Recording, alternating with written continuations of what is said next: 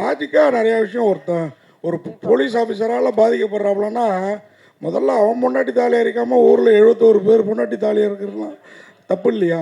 என்னதான் உண்மை சம்பவம்னாலும் இவ்வளோ 71 பேர் வீட்டுக்கு பூந்து அறக்க முடியுதுன்னா ஒரு போலீஸ்காரன் வீட்டு ஒய்ஃபையோ இதையோ அறக்க மினிஸ்டரை முடியாது. ஓகே, போலீஸ்கார வீட்டுக்குள்ளார போடலாமே. இல்லைண்ணே, நடந்தது தான் சொல்லியிருக்கோம். Live okay. அதே மாதிரி அடுத்து படத்தில் வந்து ரொம்ப அழகாக போயிட்டுருக்குது. சின்ன சின்ன விஷயம் நீங்கள் சுவாரஸ்யத்துக்காக வச்சுருக்கீங்க, அதை டிஸ்டர்ப் பண்ணுற மாதிரி இருக்குது. சமுத்திரகனி சார் வந்து பிஸ்கட்டை கொடுக்குறாரு அந்த பையனுக்கு, அப்புறம் ஏன் வாத்தியாரை மாற்றணுங்கிறாப்புல எனக்கு முடிக்கல. அதே மாதிரி இந்த ஜீப்பு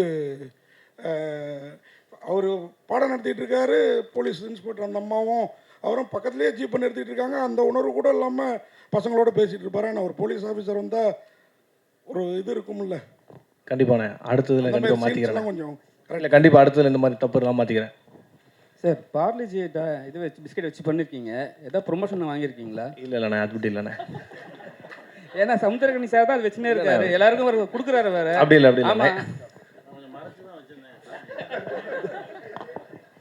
டேரக்டர் சார், இப்போ வந்து சமுத்திரகனி சாரை வந்து இந்த கேரக்டரில் போகிறதுக்கு எது உங்களுக்கு வந்து தூண்டுதலாக இருந்தது? ஏன்னா இது 2000 வந்த படம், சரி அந்த சம்பவம். ஆனால் வந்து அந்த ஒரு அரசியல்வாதியில் ஃபஸ்ட்டு வந்து பண்ணுவாங்க, அதில் ஏன் காட்டல? ஏன் நெக்ஸ்ட் சீரியஸில் பண்ண போகிறீங்களா? இல்லைண்ணா, மேபி அடுத்தது பிளான் பண்ணலாண்ணே. அந்த லைவ் மேட்ரு வந்து இப்போ இதில் காட்ட முடியாதுல்ல. இதில் வந்து அந்த ஃப்ளாஷ்பேக் என்ன எதுவும் ரிவீல் பண்ணல, அது ஹைட்டில் வச்சுருக்கோம். சமுத்திரகனி சார், இந்த சினிமாவில் அது வந்து 69 கொலை பண்ணவர் வந்து எப்படிப்பட்டவரும் தெரியும். அவருக்கு ஏன் இவ்வளவு சப்போர்ட் பண்ணுவீங்க, இவ்வளோ இது காமிக்கிறீங்க? ஏன்னா இந்த புஷ்பான்னு ஒரு படம், ஹீரோ வந்து சம்மரம் கடத்துவார், அப்பேற்பட்ட அக்யூஸ்டு. ஏன்னா அவருக்கு தான் தேசிய விருது கொடுத்தாங்க. சினிமாவில் ஏன் இப்படி காமிக்கிங்க சார்? சினிமாவில் காட்டல, இதுதான் கதை. அவன் பாதிக்கப்பட்டவன், அவன் திரும்புகிறான், அவனுடைய பாதிப்பை கொஞ்சம் ரியலைஸ் பண்ணுற ஒரு கேரக்டர். அவன் இடத்துலேருந்து அவன் பிரச்சனையை பார்க்குற ஒரு கேரக்டர். அது அப்படி தான் நான் பார்த்தேன்.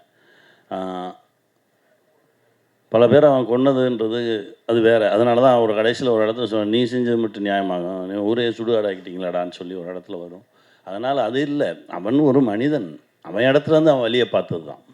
அதுக்காக ரொம்பவும் பிடிச்சி இவனை காப்பாற்றிடணும், திருப்பி எடுத்து சுட்டணும், அதெல்லாம் சினிமா. அது அப்போ தான் தம்பி ஒருத்தன் சொன்னான், அண்ணே நீங்கள் அந்த கடைசியில் திருப்பி சுட்டுருவீங்கன்னு நினச்சிட்டு, அது சினிமாடா, ரியலாலாம் சுட முடியாது, பேசாமல் தான் நிற்கணும்.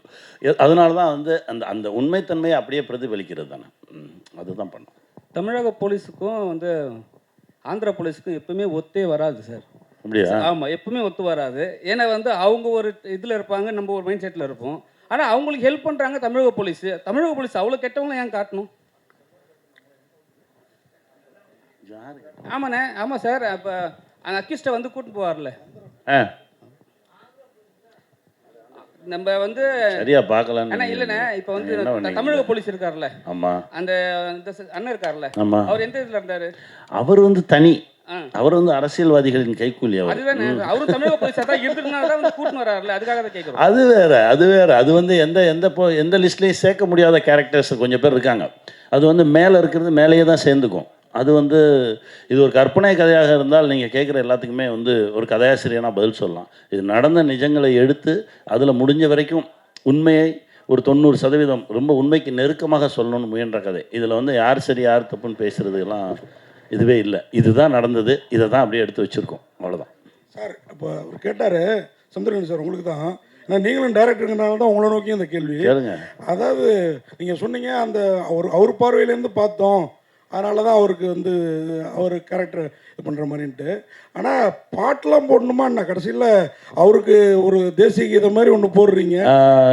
இசையமைப்பாளர் அவர் இடத்துலேருந்து பார்த்துருக்காரு, இசையமைப்பாளரும் பார்த்துருக்காரு, அவருடைய இடத்துல இருந்து பாதிக்கப்பட்டவன் இடத்துல இருந்து அவரும் பார்த்துருக்காரு. அது அப்படி தான். அப்புறம் அழகன் தமிழ்மணி சார் உள்ளே வந்ததுனால அஜய் வந்தாரா, இல்லை அஜய் வந்ததுனால இல்லை ஸ்கிரிப்ட்லேயே இருந்தது? அஜய் தான் முதல்ல வந்தார். அந்த இடத்துல ஒரு மினிஸ்டர் வேணும் அப்படின்றதுனால, சரி நம்ம வீட்லேயே ஒரு மினிஸ்டர் இருக்காரு அப்படின்னு சொல்லி கூப்பிட்டு வந்துட்டாச்சு. இல்லை, அப்பாவை இப்படி கெட்டவராக காமிக்கணும்னு ஏதாவது சபதம் எடுத்துருந்தீங்களா ப்ரொடியூசர்? ஏன்னா அவர் ரொம்ப நல்ல மனுஷர். இல்லை, ப்ரொடியூசர் கவுன்சிலேருந்து ரொம்ப நல்ல மனுஷர். இப்போ கூட இல்லை, அவர் எப்பயுமே நல்ல மனுஷன் தான். இப்பயும் யாரும் அவர் தப்பாலாம் சொல்ல. அவர் ஒரு நடிகர், அதனால நடிகராக யூஸ் பண்ணலாம், வேற எதுவும் இல்லை. பார்க்கணும்னு ஆசைப்பட்டதுனால பண்ணீங்களான்னு? அப்படி எதுவும் இல்லை, எப்பயுமே ஹீரோ தான் அவர் எனக்கு. சந்திரன் சார், சார் ஸ்டேஜில் சொன்னீங்க இங்கே ஸ்டேஜில் சொன்னீங்க குத்துறேன் ஸ்டேஜில் சொன்னீங்க என்னை வந்து மற்ற ஸ்டேட்டில் வந்து பார்த்தீங்கன்னா ஹீரோக்கு நிகராக வச்சு பார்த்துக்கினாங்க. அப்படி இல்லை, ஒரு நிமிஷம் அண்ணா என்ன அதை நான் ஹீரோக்கு நிகராக வச்சு பார்த்துக்கிட்டாங்கன்னு சொல்லலை. அவர் வரும்போது தான் கூப்பிடுவாங்க, ஏன்னா நமக்கு அதுக்கு முன்னாடி எடுக்க மாட்டாங்க. அது வந்து ஒரு பெரிய ஹீரோஸோடு நடிக்கும்போது அது ஒரு சௌரியம். நீங்கள் வந்து காலைல ஒரு 11 மணிக்கு போகலாம், சாயந்தரம் ஒரு 4 மணிக்கு திரும்பி வந்துடலாம். அந்த பெரிய ஹீரோக்கு என்னெல்லாம் சௌரியங்கள் இருக்கோ அதெல்லாமே துணை நடிகர்களுக்கு கிடையாது. நான் துணை நடிகர் தான், சரியா? தமிழ் சினிமா ரொம்ப கஷ்டப்பட்டுனா அதனால அங்கே போயிட்டு அப்படியெல்லாம் ஒன்றும் இல்லை. இங்கே கூப்பிட்டாலும் இங்கேயே நடிச்சிட்டு தான் இருக்கேன், எங்கே கூப்பிட்டாலும் நடிப்பேன். நான் என் வேலை நடிப்பது.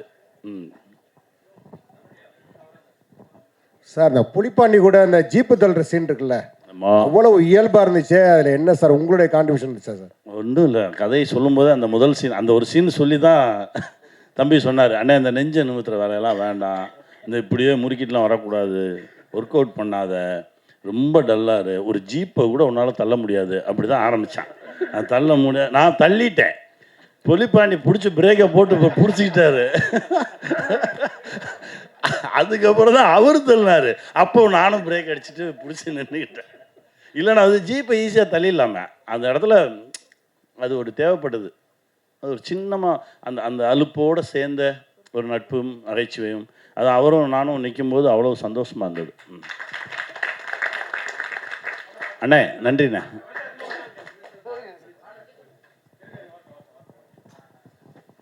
Congratulations guys, fantastic series. நான் பார்த்ததுல I think this is among your best. Thank you sir, thank you sir. Question to the director, 2 questions. உண்மை சம்பவத்தை பேஸ் பண்ணி எடுத்திருக்கீங்க. How did you, what was the spark for the story? எங்க இருந்து எப்படி இந்த ஐடியா வந்துச்சு? What caught your attention? Why did you focus on this story? 1 and 2, thank you for bringing a talented artist like Raj to Tamil cinema. What made you decide you will cast him as the villain? Because his presence has actually elevated your series to a big extent. Please. இப்போ பார்த்தீங்கன்னா நிறையா live stories பார்ப்போம். அது படிக்கும்போது இதில் வந்து ஒரு inspire என்னாச்சுன்னா, ரெண்டு பேர் வந்து ஒரு 80 கொலை பண்ணிட்டு, அதான் 76 கொலை பண்ணிட்டு வெறும் டாலியும் அருணாக்கர் மட்டும் எடுத்துகிட்டு போகிறாங்க அப்படின்ற ஒரு இன்ட்ரெஸ்டிங் பாயிண்ட்டாக கிடச்சிது. ஏன்னா வீட்டில் எதுவுமே எடுக்காமல், ஸோ அவங்களுக்கு பின்னாடி என்ன ஸ்டோரி இருக்குன்னு சொல்லி அது கொஞ்சம் ரிசர்ச் பண்ணி பார்த்தோம். ஸோ கொஞ்சம் அது இன்ஸ்பயர் ஆச்சு. ஸோ அது பேஸ் பண்ணி கொண்டு வரலான்னு பண்ணோம். ஸோ அவரை சூஸ் பண்ணது என்னென்னா, அவரோட ஐஸ் ரொம்ப ஷார்ப்பாக அந்த வில்லனிக்காகவே இருந்துச்சு. ஸோ அதே மாதிரி அதுதான். தேங்க்யூ. சமுத்திரகனி சார், நீங்கள் வந்து இந்த படத்தில் ஸ்கிரிப்டில் உங்களுடைய டச்சஸ் ஏதாவது கொடுத்தீங்களா? ஒன்றுமே இல்லைண்ணே. அந்த ஸ்கூல் பசங்க ஸ்கூல் வர்றதெல்லாம் அதெல்லாம் அவருங்க பண்ணது தான். நான் கேட்டேன், இது வச்சாலே இது தெரியும் மேடம், இல்லை இது வேணும் அப்படின்னு சொல்லி அவங்க இலாகாவில் வச்சுக்கிட்டாங்க. நான் வந்து பண்ணது இந்த நோட்ற அப்படின்னு சொன்ன ஒரே ஒரு வார்த்தை தான். அது வந்து எழுதலை, அது நானாக சொல்லிட்டேன். அது எங்கள் ஊர் வார்த்தை. அது அதனால வார்த்தை ரொம்ப ஒரு ரொம்ப அன்பான வார்த்தை. அது கெட்ட வார்த்தை சொல்லுவாங்க. இல்லை, அது கெட்ட வார்த்தைலாம் கிடையாது, அது அன்பான வார்த்தை. அது அதனால் அதை நான் வந்து, அதுவும் அவரும் எங்கள் ஊருக்காரர் தான், அதனால் 2 பேரும் பேசும்போது அதை பேசிக்கிட்டேன். உங்கள் உடம்பு வந்து படத்தில் வந்து கொஞ்சம் ஸ்லிம்மாக இதாக இருக்கு, இப்போ கொஞ்சம் நல்லா புஷ்டியாக இருக்கீங்க. கேரக்டருக்காக அந்த படத்துக்கு அந்த ப்ராஜெக்ட் பண்ணும்போது ஒழுங்காக எதுவும் சாப்பிடாம இருக்க சொன்னாங்க, இருந்தேன். இல்லை, அவர்கிட்ட சொல்லும் போதே மூளை ரொம்ப ஷார்ப்பான ஒரு ஆள், ஆனால் பாடி வீக்கு, இதுதான் உங்களோட கேரக்டர்னு சொன்னதுனால அவர் வந்து கொஞ்சம் எக்ஸசைஸ்லாம் நிறுத்திட்டு ரொம்ப ஸ்லிம்மாக அப்படியே வந்தார். இப்போ அடுத்த கேரக்டருக்காக. தேங்க்ஸ் அண்ணா. அண்ணா சார், இயக்குனருக்கு ஒரு கேள்வி சார். இந்த ஸ்டோரியை சூஸ் பண்ணதுக்கு வாழ்த்துக்கள் சார். ஒரு நல்ல ஸ்டோரி லைனு, பட் அதில் வந்து இருக்க குறைகளும் சொல்ல வேண்டியது எங்களோட கடமை. கண்டிப்பாக. பட் இவ்வளோ அழகான கதைக்கு வந்து திரைக்கதையில் கொஞ்சம் கோட்டை விட்டிங்களோன்னு இருக்குது. அதே மாதிரி பார்த்தீங்கன்னா வந்து ஆர்ட் டைரக்டர்கிட்ட சரியான வேலையை வாங்கலை அப்படின்றது கிளியர் கட்டாக தெரியுது. அப்புறமா வந்து அந்த என்கவுண்டர் முடியுதில்ல சார், முடிஞ்சதுக்கு அப்புறமா அது எந்த காலமாக இருந்தாலும் போலீஸ்காரங்க உடனே விட்டுட்டு போயிட மாட்டாங்க. நீங்கள் அந்த கிளைமேக்ஸில் காட்டும்போது என்கவுண்டர் நடந்துச்சு, எல்லாருமே கிளம்பி போயிட்டு அது அனாதையாக இருக்கிற மாதிரி இருக்குது.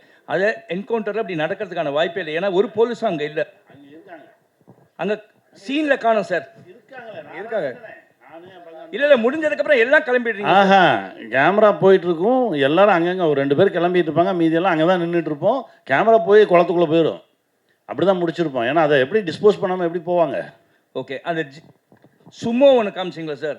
அந்த சுமோவில் பின்னால் வந்து அவ்வளோ கிளியராக ஃபோக்கஸ் பண்ணி காட்டுறீங்க. இது ஆர்ட் டைரக்டரோட மிஸ்டேக். நெக்ஸ்ட் டைம் கரெக்ட் பண்ணி, ஏன்னா இவ்வளோ அழகாக செலவு பண்ணி நீங்கள் பண்ணுறது, அந்த ஒரு நம்பர் பிளேட் அவ்வளோ பெரிய நம்பர் பிளேட் வச்சுட்டு பின்னால் ஒரு சின்ன நம்பர் பிளேட்டை பெயிண்ட் பண்ணியிருக்காங்க. அது அவ்வளோ கிளியராக தெரியுது. ஏன்னா பல லட்சம் பல கோடி செலவு பண்ணி எடுத்து இந்த சின்ன சின்ன தவறுகள் தான் வந்து தமிழ் சினிமாவை வந்து பாழாக்குது. இது வந்து மற்ற லாங்குவேஜஸ்ல வந்து ஆர்ட் டைரக்டர்ஸ் கொஞ்சம் ஒழுங்காக செய்கிறாங்க. அந்த டைரக்டரோட வேலை வாங்குறது. நெக்ஸ்ட் டைம் இது பண்ணிட்டீங்கன்னா நல்லா இருக்கும். கண்டிப்பாக சேஞ்ச் பண்ணி சஜஷன் அவ்வளோதான். கண்டிப்பாக சேஞ்ச் பண்ணிக்கிறேன். தேங்க்யூ.